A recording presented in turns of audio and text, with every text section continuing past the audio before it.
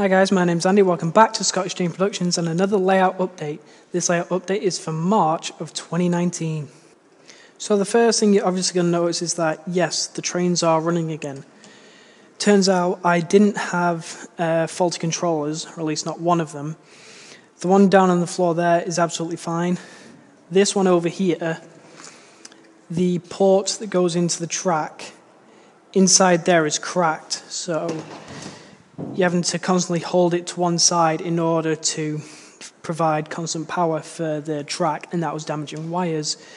Whereas this is pretty much fine. All I have to do is get another controller, and then that's fine. Another thing you will have hopefully noticed is I now have working lights all over the layout. Video will be coming out very soon showing how me and my good friend Martin did this. It's something I've been meaning to do for about a year, and I've just not got round to doing it, but now it's finally done and I'm really happy with how it looks. The lights aren't going to stop there. There is also going to be lights on this helter-skelter. I don't know if you can see the lighting strip just on the inside. But once I've got the lights, the helter-skelter and the ghost train, can you see it underneath? No, you can't really see it. There's going to be lights on the ghost train, helter-skelter, and among many other things. I'm also going to add lights to the car park, apart from that one. I'm going to have cars that light up as well. So the main plan basically is to have the helter-skelter lit up around the slide, probably some blue or blue and green lights to give it a nice ominous colour.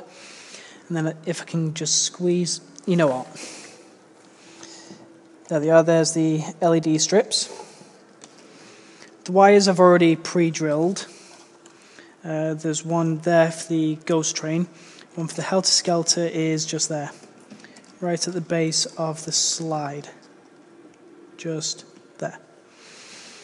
So those two are also going to light up, and so are the cars. Now before I move on to the play area, which has been a big change, I want to show you guys the method I use to light up all this, called the train track method. So Silson Steam Railway now has 10 street lights. All of them are running parallel and powered by 2 AA batteries. And for each 2 lights, they are connected to 1 connector block each on both sides. And I'll show you this on this diagram I've made here. So we've got the 2 AA batteries. The bus wires are just recycled Batman power wires. They work perfectly fine as long as you strip the ends. And they go into the connector block just like that. So we've got the 2 AA batteries and bus wires, and this is the first connector block. Now the lights had 2 wires coming out of them, a black and a white wire. The black wire I made sure was always on the right, and the white wire always came to the left.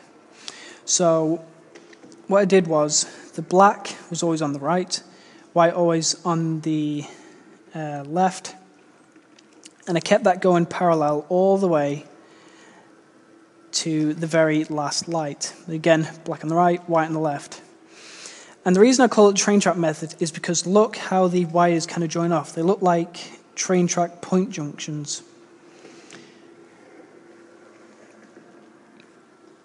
So I'll show you now underneath the baseboard what I mean, so you can get more of a visual look. So here is one of said connector blocks. This is actually the last light, hence why there's no more red wires coming out of it. The black wire is here, white wire is there. You've got the bus wires going all the way around the layout, and on the other side you've got another black wire and another white wire. I managed to do it in both sides, all the way around. So again, 1 light in this side, 1 light in the other side, and it's the same all the way around the whole layout. Just like that. And then all it is a 2 AA batteries, the wire on one end and wire on the other. And I've had to use elastic bands to keep constant pressure on the batteries to provide constant lighting, because if I solder batteries, they will explode. The lights aren't 100% finished. I've yet to get a battery pack for the AA batteries and an isolator on-off switch, so they're not constantly on all the time. Now, moving on to the play area. I have got quite a bit done. Most of it is standing, but I've yet to add some school children and school masters and mistresses just to make it look more alive. And over here I've yet to add more people having their picnic and food. One area that has been my main focus this month has been the derelict yard. Definitely is sitting there at the moment, out of the way. So, yeah. I've added a bunch of old ballast, coal, ash. Definitely is sitting on some disused tracks.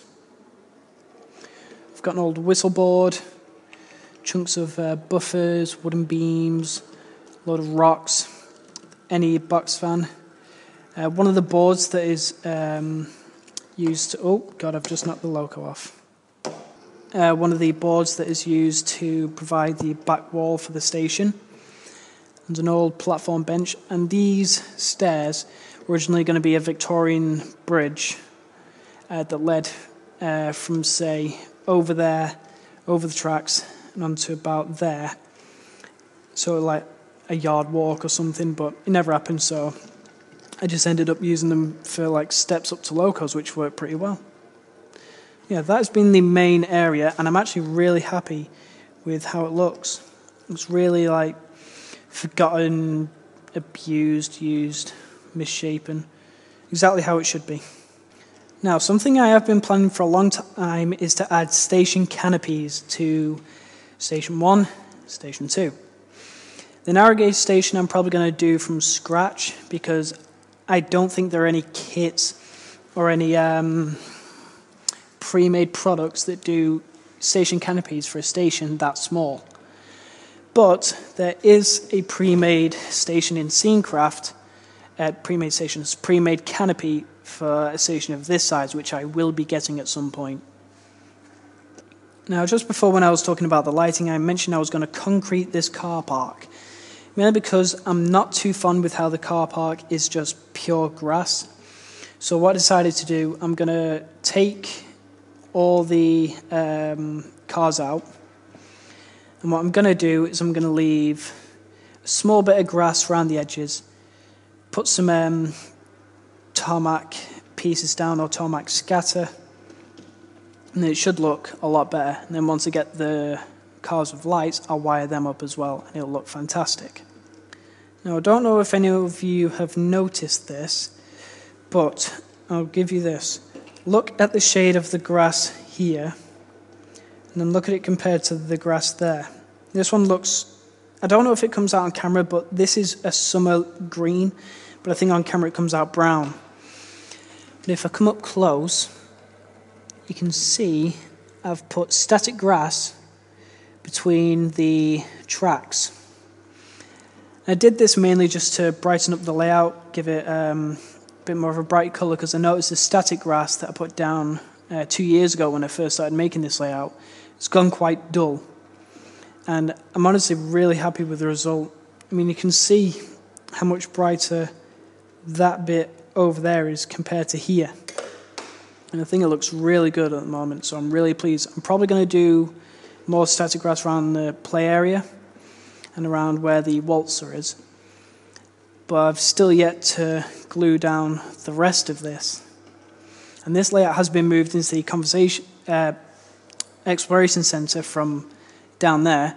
So they didn't have to tip it when they moved it, which I'm really happy about. So that's a lot of time and money saved. Now then, guys, a question I want to ask you guys. This waltzer is one of the main pieces of this layout, but fairground rides come and go. So the ones that are definitely staying is going to be Helter Skelter and the Ghost Train, because I've just added the lights to them. The waltzer, I've got pretty much nothing to do with it, and it's already fallen apart. So my question to you guys is this: should I try to light up the waltzer around its skirts here, Or do I get rid of said waltzer and put something in there instead? Let me know in the comments, guys, and in the next reading your comments, I will pick out the one I think will be the best. Now, probably the last piece of the update for this month, the station trees that run across the front of the platform. If you just watch, the O5 comes down, doesn't touch any of them, which I'm really happy about. I have had to trim some of the trees, as you might be able to notice, and the extra branches are there. This is purely because when trains would come past and catching, they would sometimes either knock the trees over or stop completely in the tracks. So I got my little modelling knife, it's over there in that mess somewhere, cut a few off, and now the trains don't come into contact with the trees at all, which I'm really happy about. So guys, that is it for this layout update. I am really pleased with how far I've come with the layout electrically. I've not been able to test the 009 gauge track yet because I've not got any N gauge or 009 models left. I have some rolling stock, but that's about it. So, for now guys, thank you so much for watching this video. If you liked it, leave a like and a good comment. If you didn't like it, leave a dislike and a bad comment. What do you think of the lights? What do you think about my plans for the future? Leave a comment down below and I'll reply, and I'll read in the next layout update or the next reading your comments. As always, guys, thank you so much for listening. I just muddled up. Thank you guys so much for watching this video. If you liked it, leave a like. I've already said that. I'm going to wrap it up. I'm really tired. Thanks so much for watching, guys. And as always, I will see you in the next video. And see you later. Bye for now, guys.